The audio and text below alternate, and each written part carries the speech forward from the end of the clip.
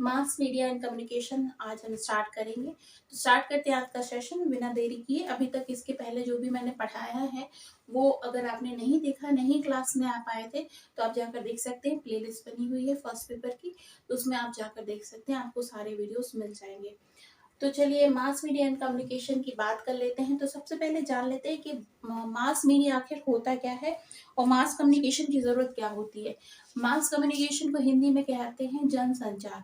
जन का मतलब हो जाता है एक लार्ज नंबर ऑफ पॉपुलेशन, जिस तक एक साथ बहुत सारा जो मैसेज है वो कन्वे करना है। तो इस तरीके का अगर कम्युनिकेशन होता है तो वो जनसंचार कहलाता है। मतलब बहुत सारे लोगों तक एक साथ इंफॉर्मेशन पहुंचाई जाए। ठीक है, तो कौन कौन से ऐसे जरिए होते हैं जिसके कारण से आप मास कम्युनिकेशन कर सकते हैं। तो सबसे पहले देख लेते हैं वो मीडियम जिसके बारे में हम बात कर सकते हैं कि ये मास कम्युनिकेशन के मीडियम है। तो पहला आ जाता है रेडियो। बहुत पुराना रेडियो के बारे में भी हम डिटेल में पढ़ेंगे कि कब इसकी शुरुआत हुई थी। रेडियो, फिर आता है टेलीविजन। टेलीविजन भी है जो बहुत ही इम्पोर्टेंट मीडियम है कम्युनिकेशन का।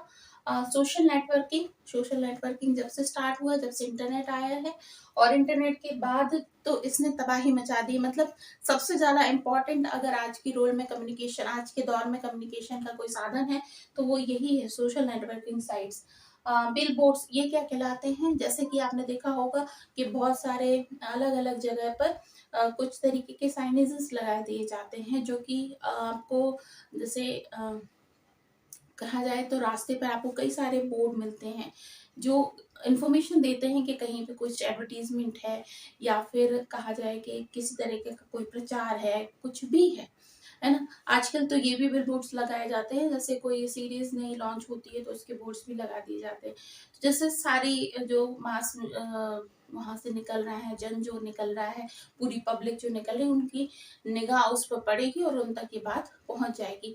पॉलिटिकल जो प्रचार होते हैं उनके बारे में भी ये बिल बोर्ड्स लगाए जाते हैं ना। तो ये सारी चीजें होती है। न्यूज़पेपर, न्यूज़पेपर बहुत ही पुराना साधन है कम्युनिकेशन का, जो कि एक साथ बहुत सारी पॉपुलेशन तक पहुंचता है और बहुत सारी पॉपुलेशन तक एक साथ कोई न्यूज़ पहुंच जाती है।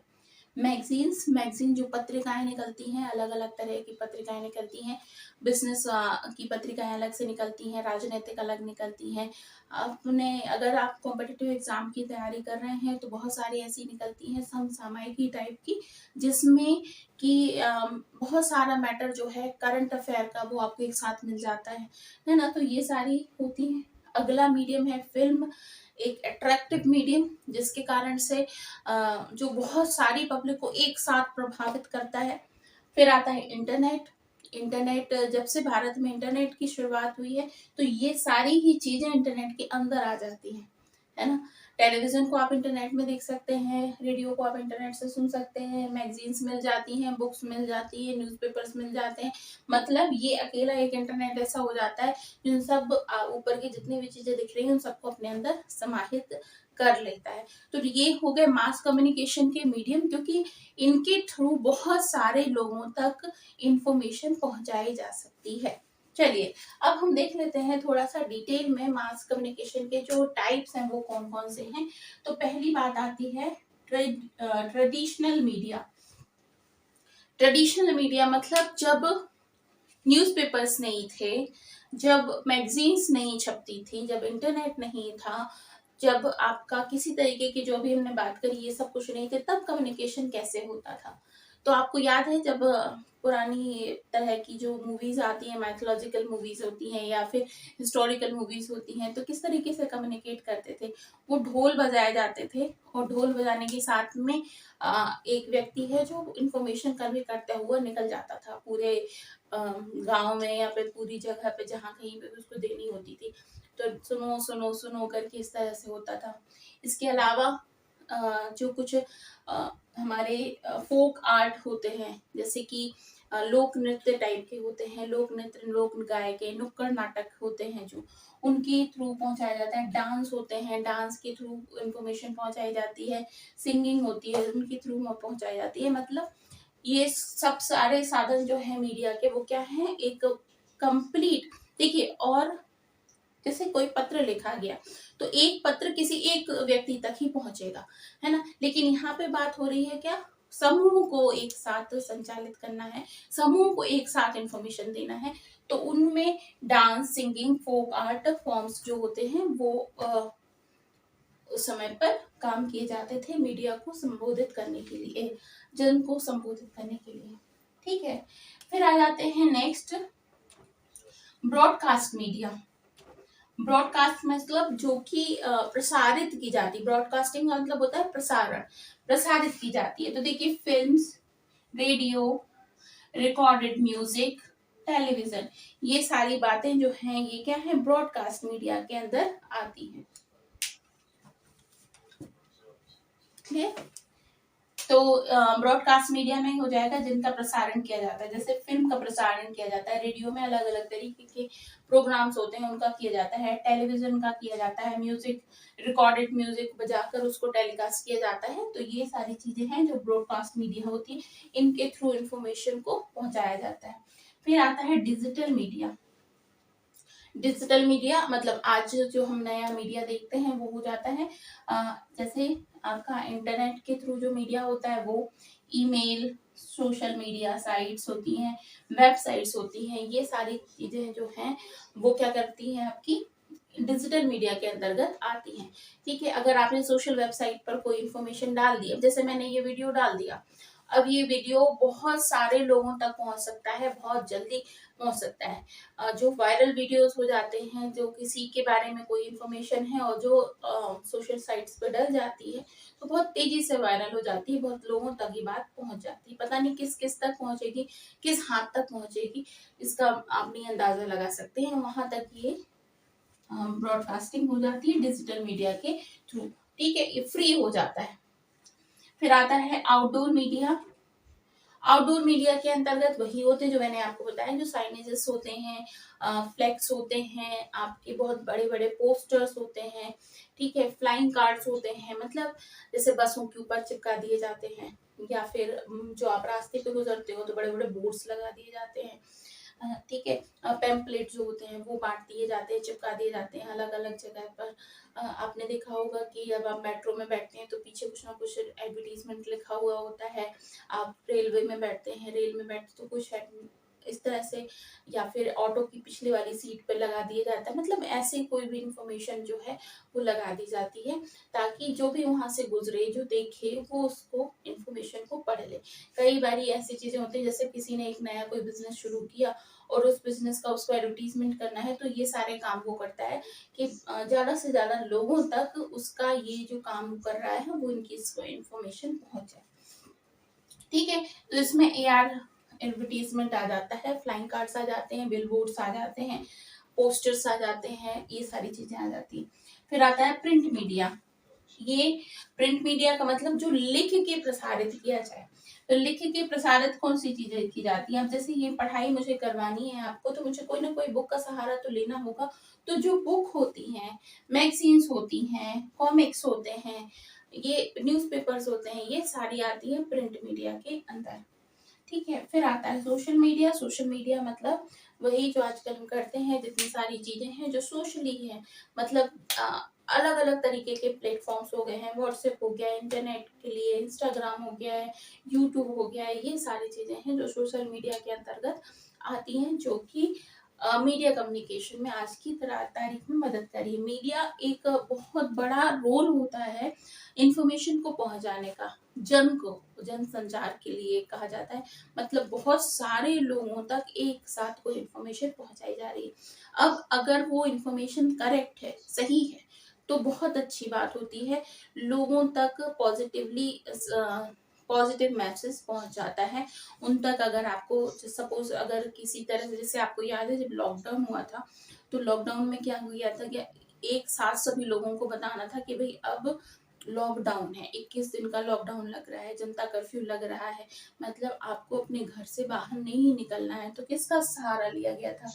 टेलीविजन का सहारा लिया गया था। टेलीविजन पे बताया गया कि अब 21 दिन तक कंप्लीट लॉकडाउन लग रहा है, लोग अपने घरों में ही रहेंगे, बाहर नहीं निकलेंगे। मतलब सोचो 145 करोड़ की जनसंख्या हो गई है हमारी, और उस तक हमने एक साथ सभी को इन्फॉर्मेशन प्राप्त होगी। तो ये होता है मीडिया का इम्पोर्टेंस।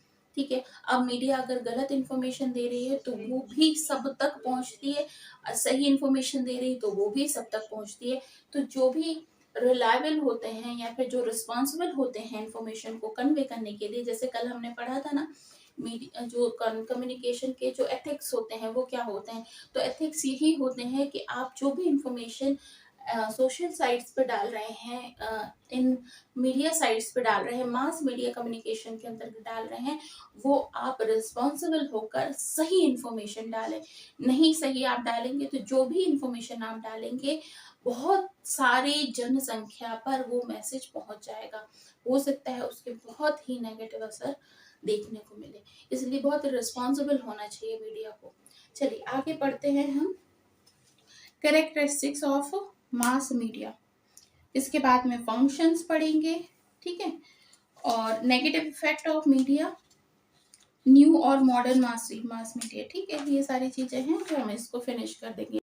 चलिए तो बात कर लेते हैं जो इनिशिएटिव लिए गए हैं एजुकेशन के क्षेत्र में गवर्नमेंट की साइड से, है ना।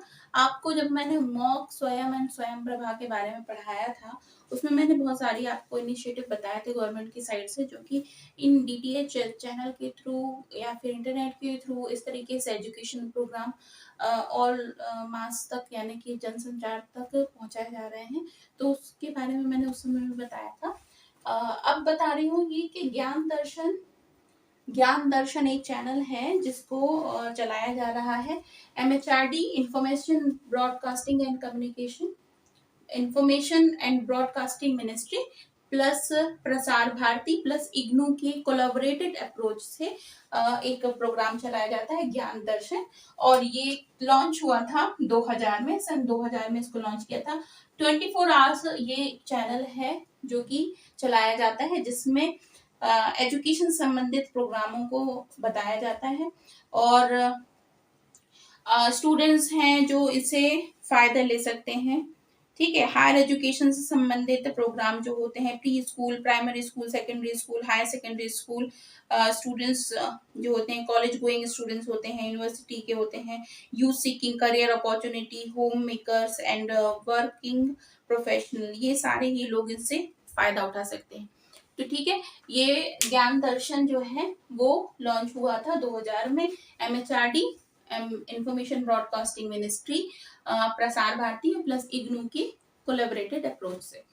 फिर आता है ज्ञानवाणी। ज्ञानवाणी भी एक FM रेडियो स्टेशन है जो कि इग्नू के साथ में कोलैबोरेट करते हुए ये बनाया गया, एक प्रोग्राम बनाया गया। इग्नू का मतलब तो आप जानते हैं, इंदिरा गांधी ओपन यूनिवर्सिटी। और इसमें क्या होता है, ये एक रेडियो फ्रीक्वेंसी पर काम करने वाला नेटवर्क है, जो कि बहुत सारे जो इस तरीके के आपके प्रोग्राम्स होते हैं जो कि क्या कहलाते हैं, आपके एजुकेशन संबंधित होते हैं, वो 60 किलोमीटर के रेडियस तक, जहां कहीं पे भी ये प्रसारण हो रहा है उसके 60 किलोमीटर के रेडियस तक ये सारी जो इंफॉर्मेशन है वो पहुंच सकती है। ये प्रोग्राम जो है वो नेटवर्क पहुंचाया जा सकता है। ठीक है, the flavour of this channel is large local medium, Hindi और इंग्लिश दोनों ही माध्यम से, रीजनल लैंग्वेजेस में भी उपलब्ध होता है।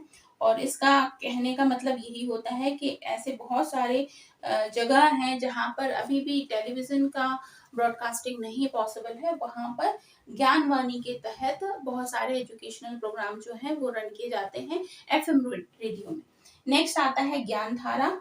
ज्ञानधारा एक इंटरनेट ऑडियो काउंसलिंग सर्विस है ऑफर्ड बाय इग्नू। ठीक है, यहाँ पर भी इग्नू के कोलैबोरेशन से ही ये बनाया जा रहा है प्रोग्राम। इस तरीके से जो इंटरनेट ऑडियो काउंसलिंग सर्विसेज हैं, जो कि काउंसलिंग करता है स्टूडेंट्स की उनको डिफरेंट जो प्लेटफॉर्म्स है उसकी इंफॉर्मेशन देना, उनको अवेयर करना। ठीक है, और साथ ही साथ में जो भी करियर अपॉर्चुनिटीज होती हैं इन सब तक उनको पहुंचाना। ठीक है, इसमें टेलीफोन, इंटरनेट की थ्रू भी इसकी हेल्प भी ली जाती है, अलग अलग सिस्टम्स तक, अलग अलग प्लेटफॉर्म तक इंफॉर्मेशन को पहुंचाने में। ठीक है, तो ये है ज्ञानधारा। फिर आता है व्यास चैनल। व्यास चैनल क्या है इसको भी समझ लेते हैं। CEC और यूजीसी के एक साथ कोलैबोरेटेड अप्रोच की वजह से इस्टेब्लिश किया गया एक 24/7 सैटेलाइट चैनल MHRD, इसने इसको क्या कहा, व्यास चैनल। ठीक है, ये क्या करता है, ये व्यास चैनल क्या करता है कि टेलीविजन पे मतलब दूरदर्शन पे डायरेक्ट टेलीकास्ट होता है सैटेलाइट की मदद से, और साथ ही साथ में DTH जो सर्विसेज होते हैं उन पर भी ये प्रोवाइड किया जाता है। ये भी एक तरीके से एजुकेशनल प्रोग्राम को रन करता है, डिफरेंट डिफरेंट टाइप की टीचिंग और डिफरेंट डिफरेंट सब्जेक्ट्स में टीचिंग के बारे में इंफॉर्मेशन मिलती है। ठीक है, एक तरीके से ये सप्लीमेंट हो जाता है क्लासरूम टीचिंग के लिए और एजुकेशनल प्रोग्राम को समझाने के लिए, बताने के लिए, तो इसको कहा जाता है व्यास चैनल। ठीक है ना, तो बात समझ में आ गई। तो फर्स्ट क्या है, ज्ञान दर्शन, जो GD जिसको कहा जाता है, ये MHRD information and broadcasting ministry plus Prasar Bharati plus IGNOU के कोलैबोरेटेड अप्रोच से चलाया जा रहा है। इसकी शुरुआत कब हुई थी, 2000 में, और 24 आवर्स चैनल, एजुकेशनल चैनल है ये। इसके बाद में क्या आता है, ज्ञानवाणी, जो कि एक FM रेडियो चैनल है, जो कि इग्नू की मदद से रन किया जाता है। 60 किलोमीटर के रेडियस तक ये प्रोग्राम जो है रेडियो में प्रसारित होता है। इसमें भी बहुत सारे एजुकेशन से संबंधित, ज्ञान से संबंधित, अलग अलग विषयों से संबंधित रेडियो प्रसारित प्रोग्राम चलाए जाते हैं। इसके बाद में ज्ञानधारा, ये इंटरनेट ऑडियो काउंसलिंग सर्विसेज होती हैं जो कि इग्नू ऑफर करता है, और इसमें भी बहुत सारे जो एजुकेशनल प्रोग्राम हैं, टेक्निकल एजुकेशनल प्रोग्राम हैं, और उनको इंटरनेट के थ्रू मास मतलब जनसंचार तक पहुंचाया जाता है। बहुत सारे लोगों तक एक साथ ये सारी चीजें पहुंच सकती हैं। तो ये ज्ञानधारा एक इंटरनेट के थ्रू पहुंचाने वाला एक माध्यम है। फिर आता है व्यास चैनल, जो कि CEC और UGC के कोलैबोरेटेड अप्रोच से चलता है, और ये भी MHRD इसको कहता है व्यास चैनल। ये 24/7 सैटेलाइट चैनल होता है, जो कि डायरेक्ट आपकी टेलीविजन पर आता है। DTH सर्विसेज भी इसको प्रोवाइड करती है। इसके थ्रू भी बहुत सारे एजुकेशनल प्रोग्राम्स रन किए जाते हैं, लगातार चलने वाली टीचिंग भी होती है यहाँ पर। तो ये एक गवर्नमेंट के द्वारा चलाए जाने वाले इनिशिएटिव। ठीक है, तो ये बात समझ में आ गई ना आपको। चलिए, तो आज हमारा ये मास मीडिया वाला पोर्शन है वो हो गया है फिनिश। अब बचता है जो कुछ भी, उसको हम करेंगे नेक्स्ट क्लास में, जिसमें थोड़ा थोड़ा छोटा छोटा सा है, जैसे कि दूरदर्शन की शुरुआत कब हुई, आपकी क्या कहते हैं इसको, आकाशवाणी की शुरुआत कब हुई, टेलीफोन की शुरुआत कब हुई, ये सारे छोटी छोटी चीजें हैं जिनको हमको एक एक लाइन में याद करना है, क्योंकि ये पूछे जाते हैं एग्जाम में। तो इसको मैं एक साथ बनाकर फिर आपको पढ़ाऊंगी, है ना। तो इस क्लास को करते हैं यहीं पे फिनिश। जो कुछ भी इस कम्युनिकेशन के चैप्टर में बच रहा है उसको हम नेक्स्ट क्लास में करेंगे। आज है फ्राइडे और अब हम मिलेंगे मंडे को, क्योंकि 2 दिन में जो कुछ भी मैंने किया है इस सब के आपको नोट्स मिल जाएंगे। कहाँ पर, टेलीग्राम चैनल पे। तो जो भी स्टूडेंट्स हैं, देखिए ध्यान रखिए, जो कुछ भी हम पूरे हफ्ते पढ़ते हैं 2 दिन में आपको पूरा रिवाइज करना है, और उससे जितना भी आप पॉसिबल हो सकता है आप अपने नोट्स प्रिपेयर कीजिए और उसके बाद उसकी पढ़ाई कीजिए, क्योंकि पढ़ना ही अकेला काम नहीं होता है। पढ़ने के बाद आपको रिवाइज करना है, उसको लिखना है, नोट्स बनाना है, उसके क्वेश्चन जो भी जितने भी जहाँ कहीं पे भी आपको क्वेश्चन मिल सकते हैं वो क्वेश्चन आपको सॉल्व करने हैं। तभी आपकी नेट को क्वालिफाई करने का जो एक कहना चाहिए एक टास्क है वो कंप्लीट हो पाएगा।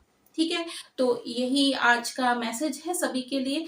आई होप आप क्लास अच्छी लगी होगी। अच्छी लगी है तो लाइक जरूर कीजिएगा, ज़्यादा ज़्यादा शेयर भी जरूर कर दीजिएगा जितने भी लोगों तक आप कर सकते हैं। कल फिर अगली क्लास में फिर मिलेंगे, तब तक के लिए अपना बहुत ख्याल रखिए।